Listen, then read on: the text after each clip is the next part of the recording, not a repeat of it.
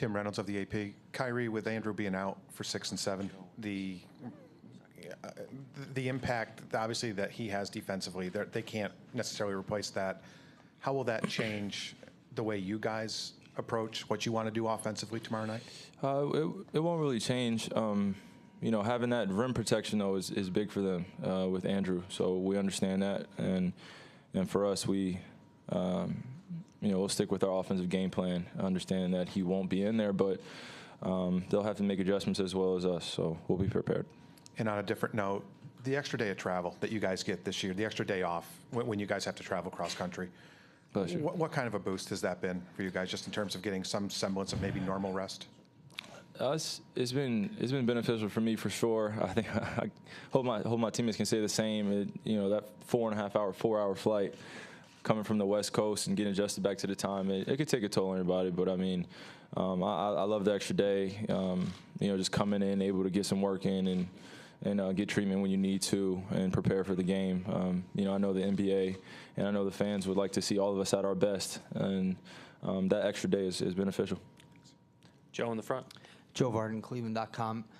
Kai, going back to Game 4, did you guys feel after that one that might have been a game that you let slip? I feel like there were just a lot of mistakes that we made that we definitely could have controlled.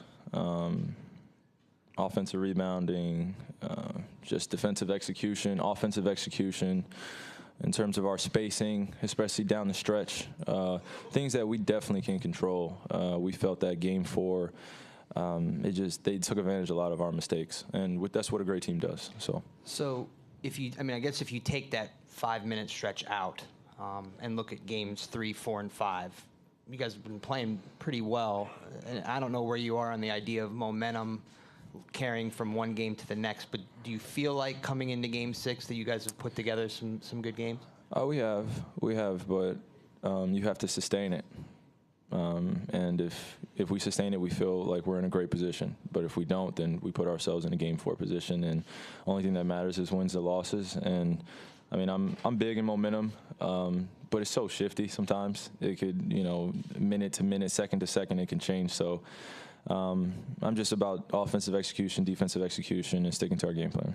And then one more follow-up on that. When you were down 3-1, how much did you still think that you can win the series versus just trying to compartmentalize and think about the one game at a time approach? That's all I did, was take it one game at a time. That's it. I couldn't really think about the what ifs or what could happen, what should happen. I can't really think of that. All I'm really thinking about is the moment that we're in and taking advantage of it. Over here, Al. Al Sarasovic, San Francisco Chronicle. You talked about Bogut a little bit. I'll follow on that. With him out of the game, do you think that opens things up for you guys to get to the hoop, to the rim a little more than usual? And then you have Draymond Green coming back after his suspension. Can you talk a little bit about what you expect to change in terms of the Warriors' style of defense with his return? Well, those are two great defensive presence guys for their team. We understand that. Andrew's a big part of that. But I feel like majority of the minutes that have been played has been with a lot of the small lineups that both teams have, with Draymond at the 5, or Tristan at the 5, and then Bron at the 4, and so on to the guys that have been on the floor. So it'll be about matchups and who can better effectively execute their offense. That's what it really comes down to, and who's getting stops. But Draymond coming back, he's a big emotional leader for their team, and we expect him to bring a lot of energy. So.